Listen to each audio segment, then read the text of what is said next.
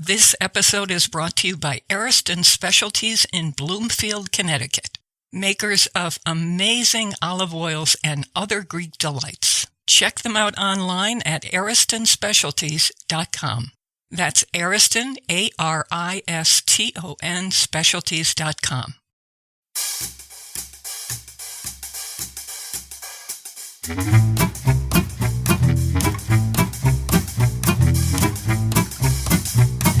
You're at the all-new Faith Middleton Food Schmooze podcast, and you get it, of course, not only at faithmiddleton.com, our address, our home address, but you get these new shows also anywhere you get your podcasts.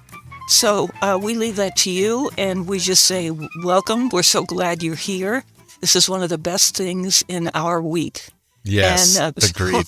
Okay, so, we thought we would do something called freewheeling. And that means that none of us have talked to each other about what we want to bring up because we have no idea, and we would just let it rip. And so that's what we're going to do on all kinds of topics, whatever's on your mind, some experience you've had, you name it. So here's one thing I wanted to bring up to you folks. This is J. Kenji Lopez Alt's list of when you throw stuff away. When are things bad? Good information. Yeah. I should keep this posted on my refrigerator because I throw things away way too soon. We got to let them get fuzzy first in the fridge, and then we throw them away. Yes. The first question: what color is it? Okay. So he said expiration dates. You know how we all look at them, we stare at them. Like I have a container in my refrigerator. It has one egg in it. And I can't bring myself to throw it away. But I look at the expiration date and I think, this could poison me. This is probably not good. You're going to have to throw this away. So he says expiration dates are made up by the manufacturers. They have no basis in reality unless you're talking about baby food. That's nothing to fool around with. Yeah. Okay. So he says, here's the things you do not have to worry about. You can keep them for years. You find them in Egyptian tombs, and you could still eat them. Honey, honey's on that list. Yeah, so vinegar, honey, vanilla, or other extracts, sugar, salt, corn syrup, and molasses will last virtually forever. I mean, if there's a fuzz on there, maybe I wouldn't do it. But I mean, he didn't say that. And he said, you know what? Lasts also nearly forever. This is in the Times. This is grits versus instant grits. Instant grits go bad more quickly than regular grits. Interesting. I didn't know that. Didn't know that either. I didn't either. So, Chris, let me ask you something. Do you remember Floyd? Who's a farmer that we all used to go to in North Stonington? What's it called? Giant Stepstone. Anyway, he raised the most extraordinary animals, and the food was unreal. The pork. And so I went out and bought a $300 freezer just to house all the food of his I could get and put it in there. Great. Yeah. If I could tell you now how much of that food I threw out because I was convinced it had been in there too long. But it wasn't true. So, and I think, Chris, you told me that. Why'd you throw that out? I had it for 2 years. You have to look at it, because it is, a freezer's a tough one because it has a lot to do with your freezer, how well things are wrapped. How many times you go in and out of your freezer, if the door's always closed and the temperature stays, things can last a lot longer than if you have a freezer where you're in and out of it every day, for minutes at a time and the temperature drops and goes up and down, up and down. I don't put anything in my freezer unless it's vacuum sealed. Yeah, that's a good way to make sure you get much longer. Yeah. Yeah. Freezer burn is the worst, especially for meat. Yeah.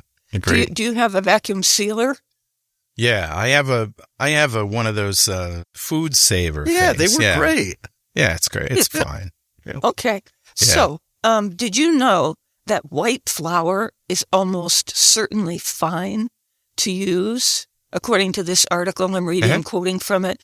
no matter what its age. So we actually, if they were making white flour during the Egyptian times, we would go into you could these still use it. tombs and we could still now I have 2 reasons not to use that stuff. Oh my God. This is also true for non-ground grains. Refined white rice, for example, lasts for years. Yeah. Now, at a certain point, I'd be, throwing it out after a year. I'd say, oh, well, that's probably no good. And brown rice, which many people consider healthier, I don't, but a lot of nutrition people do, that will last only for a few months. Oh, gotcha. That's really Sounds shocking. like the processed stuff lasts longer. Yeah. They process all the things that can spoil out of it. Yeah, there you go. Yeah. And so, we'll live much longer, eating processed food. Oh, of course. Because of the preservatives. We'll be preserving ourselves. Yeah, pickling. So I remember as a kid going into the pantry and seeing what I can only describe as a can of cream of botulism soup. Oh, was it fat? Oh, was it like crushed and broken? Poofed up. It was poofed up on the top. That you throw away quickly. What is that? And my father says, that is botulism right there. Wow. In a can. Wow. Jeez. Okay, so bread, you would think, well, how long can that last even in the freezer? And it says in the Times that shelf-stable supermarket breads made with oils and preservatives can stay soft for weeks in the refrigerator, not even the freezer. Yeah. But the lean, crusty sourdough from a bakery, got to eat it right away. it would be stale the next day. Yeah. One day. That white bread, American white bread, is some fancy, funky stuff, isn't it? It is. It never dries out. It literally looks like it's fresh for months. So I get my wife a loaf at a time of sourdough bread at Stop and Shop. And she puts it in the freezer, and because it only takes a minute out of the freezer to be able to pull slices apart and toast them. And it lasts her, a month or two. So she just pops a couple pieces off and throws it back in. Yep. Yeah. Carl, that is so right. Yeah. You know what I'm thinking? I did not even introduce you people. Oh, who are we? What was I thinking? Who are these nuts? Okay. These are some of my favorite people on earth, I have to say. So we have Chris Prosperi from Metro Beast Restaurant in Simsbury, Connecticut. Carl Franklin, who's also our editor and, an all-around food guy. And he knows a lot. Yes, round is the key word there. I'm a big foodie, but getting smaller. Okay, so do you know that dried beans and lentils will remain safe to eat for years? Wow. For years. Gotcha. I've thrown away my lentils, but, they weren't in the freezer or anything, and I thought, oh, this is not good. That's good to know because I have a bag at home that might go back to the early 2000s, and I was going to throw it away, but now I'm going to keep it. Wow. So I guess what I'm hearing you saying, Faith, is that if you primarily subsist on carbs, you don't have to worry about shopping. You can just buy a warehouse or living. Yeah. You don't need a freezer. Anyway, okay, enough with this whole list. It's just really incredible when I see this list, and then I forget everything that it said. But I kind of have a general idea now, so we're just trying to help you out as you listen to our new podcast. Yeah. Okay, who would like to go? We can talk about anything you want. This is our free Wheelin' day. Well, I can connect the dots to what I'm doing right now, which is cooking some smoked ribs. So I basically back in, when was it now? It was July when we did Keto Fest in New London. I bought some pork bellies because Richard Morris was doing pork belly as a cooking demo. And I cut the ribs right off of the pork belly and I froze them. Oh, yeah. Yeah, I put them in a vacuum seal bag, put them in the freezer, just took them out. I thawed in water for a few hours and then put it in the fridge. So I got it out. This is all I did. So first thing, I didn't used to do this, but now I take off the silver skin on the back. And the reason is you can just grab the top piece with a paper towel and just pull it down and it comes off pretty much. The reason I do this is because it prevents the smoke from permeating the meat on the underside. So, I've cooked ribs a million ways, but my go-to method now is just salt, white pepper, garlic powder. That's it. And I sprinkle all that, get it all in there, and then I put it out on my smoker. I have a Traeger smoker, which is a pellet smoker, wood pellet smoker, and it has a temperature control, and the lowest setting is called smoke, and it stays between like 130 and 150. It's really low. Wow, that is low. Yeah, the whole reason that I do that is because that's where you get the most smoke. Yep. And also, you don't run the risk of drying it out. So the whole reason for smoking is to get the smoke flavor in there. So I basically leave it in there for 3 hours. Nice. And every half hour or so, I come out with a spray bottle that has apple and essence, water, apple cider vinegar. Nice. And I just spritz it to keep it moist. Yeah. So after 3 hours, I take it and I wrap it in pink butcher paper, which I found online. It's the greatest stuff. You know, when you go to the butcher and you get a meat wrapped in shiny on one side, dull on the other. Yeah. So I wrap it in that and then a couple layers of foil and put it in the oven at 300. Oh, wow. For another 2 or 3 hours. And when that comes out, it's, like oh my butter. God. Is it like falling off the bone or falling chewy? Off the bone. Yeah. It's both. Yeah, if you want to put it in there for 2 hours, if you want to pull it with your teeth off the bone, but 3 hours, it just sort of falls right off. Yeah. Oh my! I love it like that. I love ribs. Your recipe sounds great. Yeah, now, will you have? Can you put that recipe on our website? At, absolutely. faithmiddleton.com. Okay. Yes, I will. Episode 27. All right, Chris. I love smoked ribs. Chris Prosperi, what have you been thinking about lately? I just got experience. Yeah, I just got for the first time, and I know I'm behind the 8 ball on this one. I just got an air fryer. Because I've been reading about them and I've been hearing about them. Everyone I know basically now has one.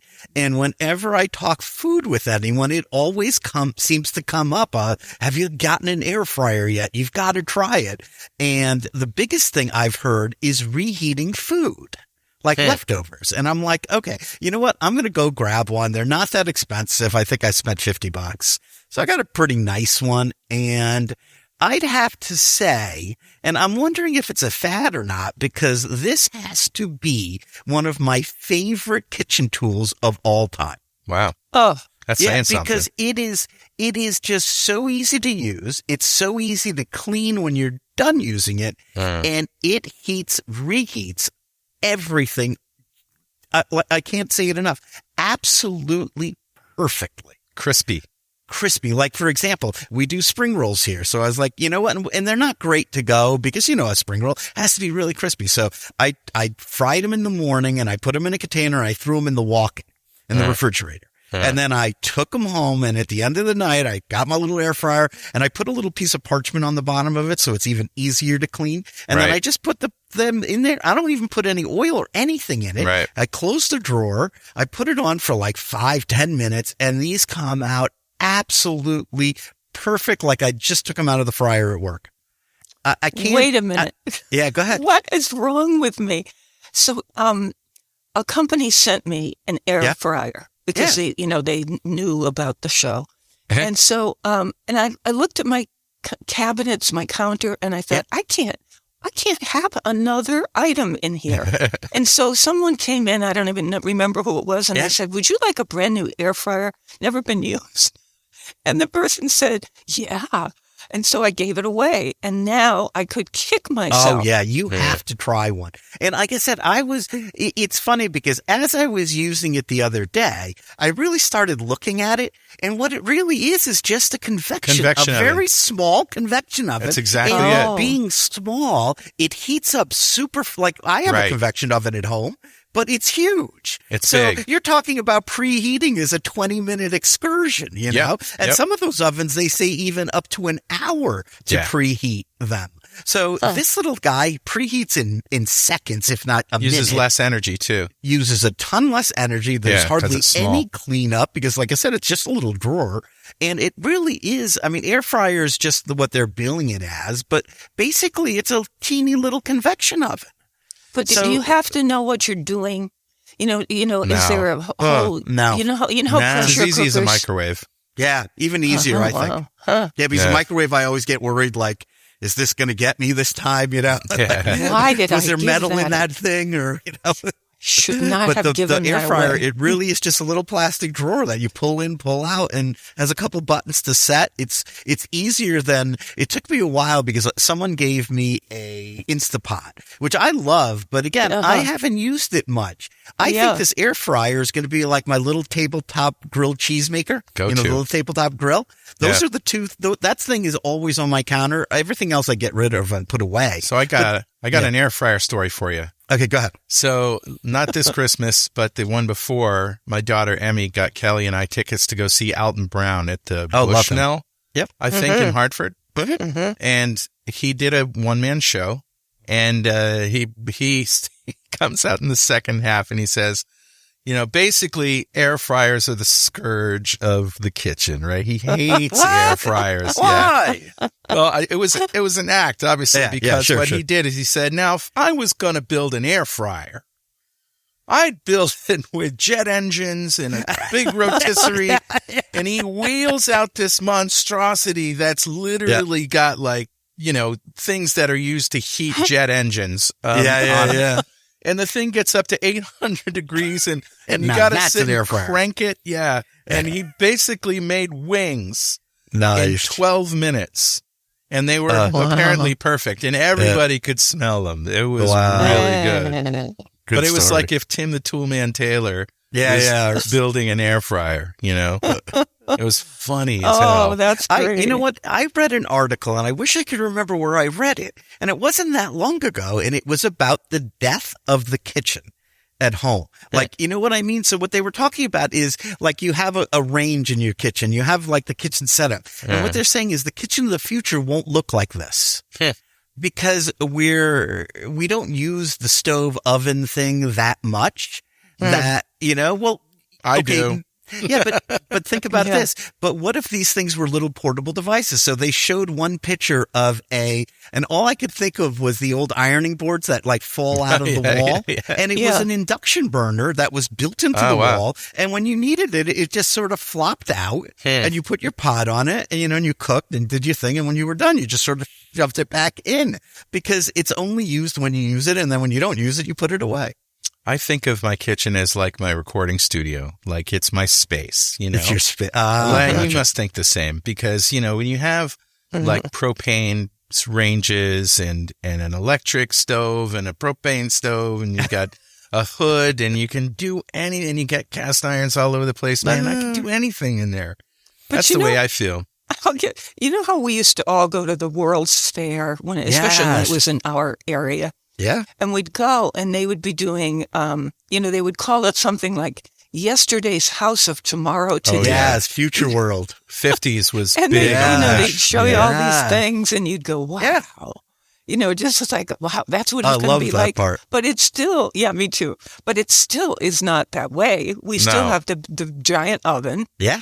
And we still have... you have now you're describing an ironing board coming out of the wall. Induction burners are new and they're awesome. Fryer. And they're safe. So I guess we'll see. Yeah, I mean, the kitchen of the future is probably not going to look like the kitchen of today, right? I mean, we were talking about it the other day about how fast the world is changing as far as like electronics and computers and all that stuff I can't see the kitchen of the future being the kitchen we have today. I have a few get off my lawn things about things. Somebody's always talking about my kitchen, my fridge is a smart fridge, and it can tell me when I need milk. Oh, and it can tell me, what temperature it is, and if the temperature drops and stuff like this. It beeps my phone. And No. That's wrong. Okay, what's just wrong with that? What? You must be one of those people that hates them talking about getting rid of gas stoves, right? I'm hearing that so much now. Yeah. Well, first of all, I use propane, but Now they're talking about getting rid of it. I know. Nobody's really going to get rid of it. They're just bringing it up because it makes news. I don't believe that any gas stoves or propane stoves are going away anytime soon. But yeah, I love my propane ranges. They're just like, get hot so fast. And when you're a chef, right, Chris, you use high heat and you moderate the heat in the pan by moving the pan away and moving it back, right?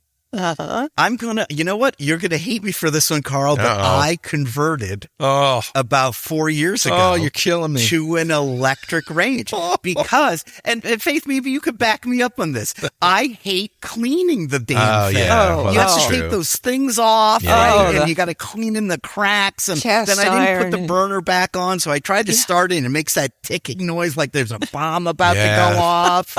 So I got one of those glass top enclosed electric cooktops, and I am not kidding you when I say, and I have an induction burner. Yeah, and those were between great. the induction burner and the glass top electric cooktop, I'm totally okay with it. The electric ones are more precise. Like you can get exactly the temperature you want, and that's a problem with gas.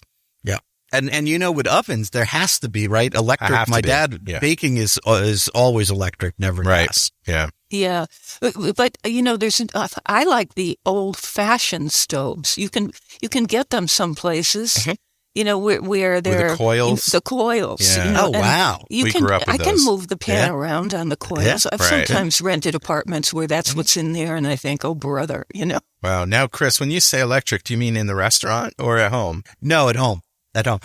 In a restaurant, though, look at the Culinary Institute of America in California. They were the first kitchen in the United States to go all induction. Wow. Right? Because they were refurbing a building and they had the power and they were like, you know what, we're going to do this. And their entire restaurant kitchen is induction. If I had to get rid of my propane stuff, I would get an induction.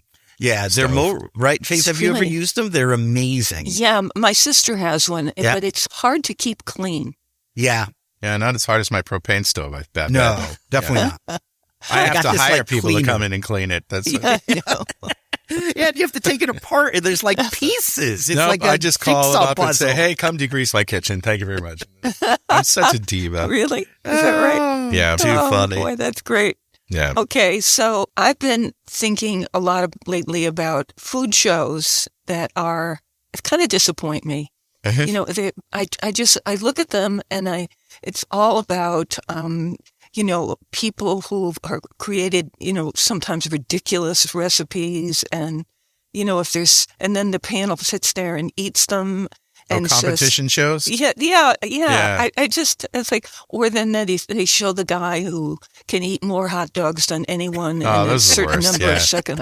Bad. There's always the guy or the lady who tries to make risotto in 20 minutes, you know, or a panna cotta in 20 minutes, right? And it always, it didn't set. I'm so disappointed. It's like, what the hell were you thinking? I know, it's got to be a competition. Yeah. You know, it's like, what is the point? That was Julia Child, you know. It's not that her recipes were simple. I mean, it would take me all day sometimes to make one of her recipes. And her, you know, and here was her husband sitting on the floor behind the counter, handing things up to her. Yeah. You couldn't see him, you know, but he'd be handing things up to her, you know. So that was her assistant when she was doing her cooking show at WGBH in Boston. And so it's just like, I don't know, we just keep going round and round and round in these circles. You know, now we're talking about miniature, you know, cooking things.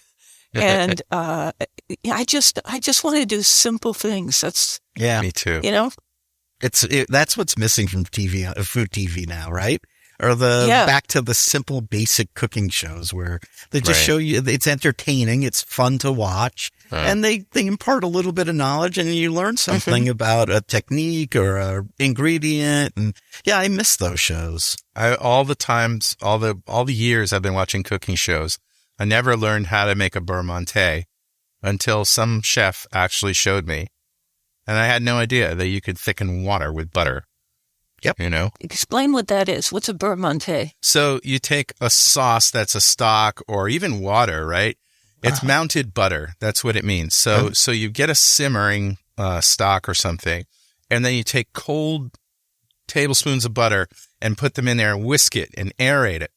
And what happens is it thickens. The butter actually thickens. It kind of emulsifies, right? Mm-hmm.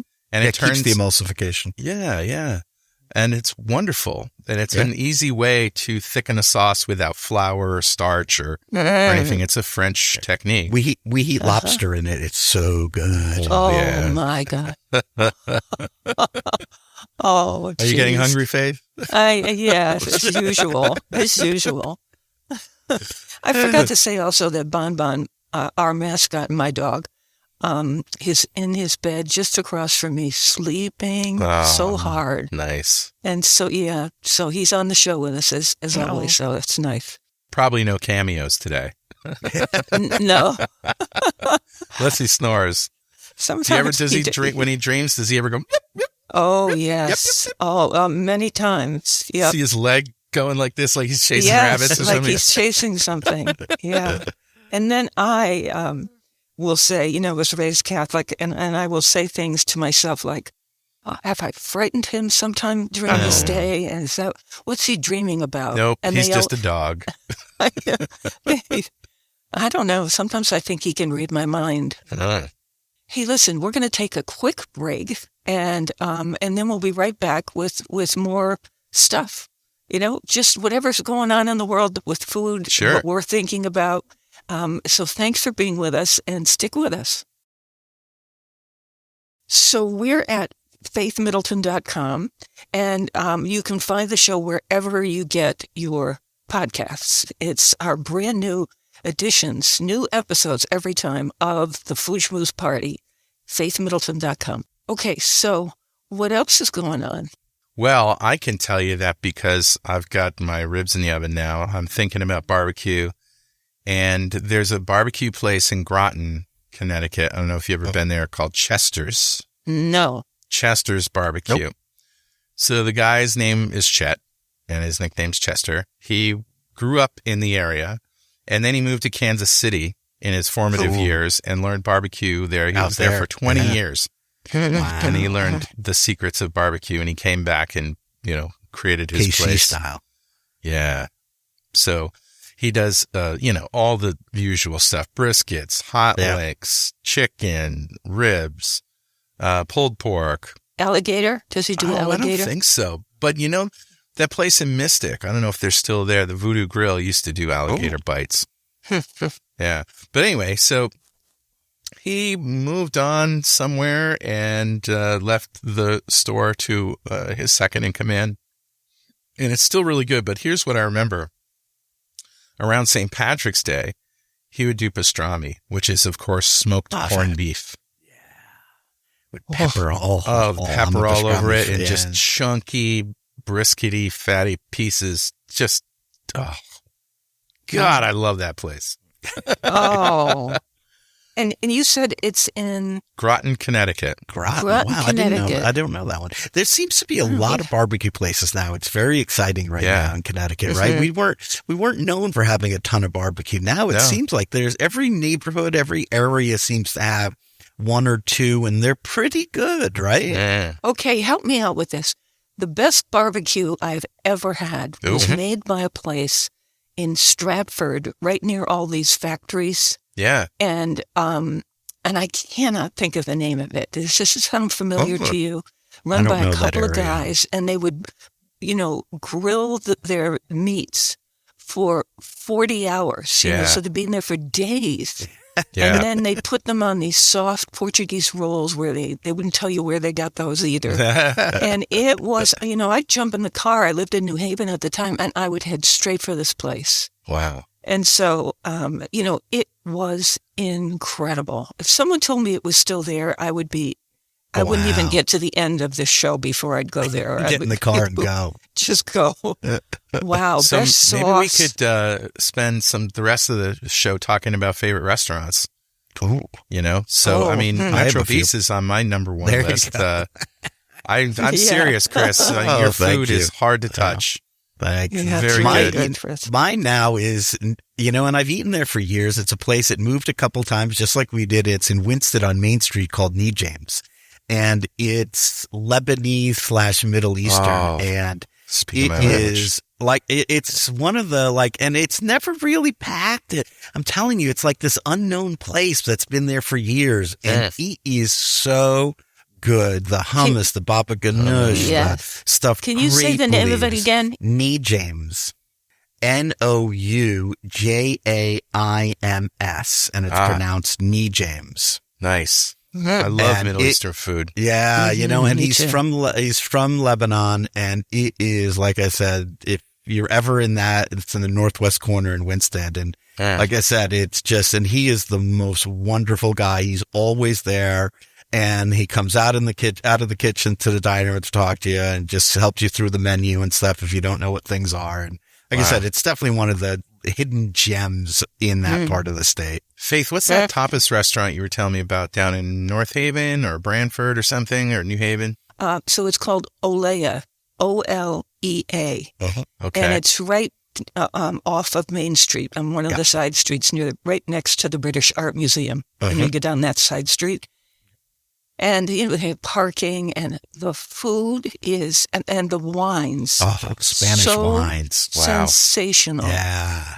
I haven't been there in quite a while because of COVID, and I think I'm just dying to go there. And how about Chinese? Taste of China, New Haven, and Clinton. Carl, have you tried those? No. Oh, you have to. Oh. Yeah. You have to. There's one in Clinton. What's and there's that one in New peanut Haven. dish that I turned you on to? Oh, yeah. Pine nut chicken.